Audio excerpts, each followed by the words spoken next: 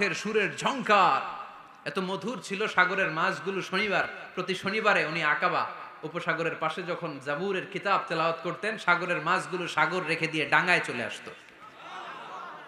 এজন্য আল্লাহ বললেন, খবরদার, শনিবার এলাকাতে মাছ শিকার করা আমি হারাম ঘোষণা করলাম। কিবার?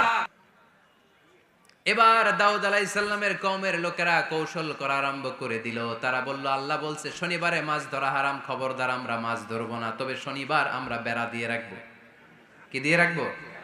জাল দিয়ে বেড়ে দিয়ে রাখবো। শনিবারে ধরবো না, রবিবারে যাই ধরবো। খবরদার, শনিবারে ধরবি না, শনিবারে হারাম। হারাম করছে কে? তো মাছগুলো যখন তেলাওয়াত করতে আসতো, এরা জাল দিয়ে বেড়ে দিয়ে রাখতো চারদিকে। শনিবারে ধরতো না, কারণ হারাম। কারণ কি?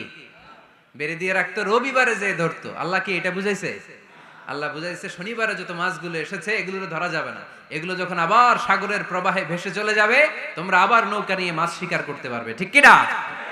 ওরা কৌশল করে রবিবারে শনিবারে আটকে রাখতো, এরকম বেরি দিয়ে জাল দিয়ে, রবিবারে যে ধরতো। আল্লাহ বললেন, আও নালা আলাহুম কামা লাআন্না আসহাবাস সাব কুনু কিরাদাতান খাসিইন।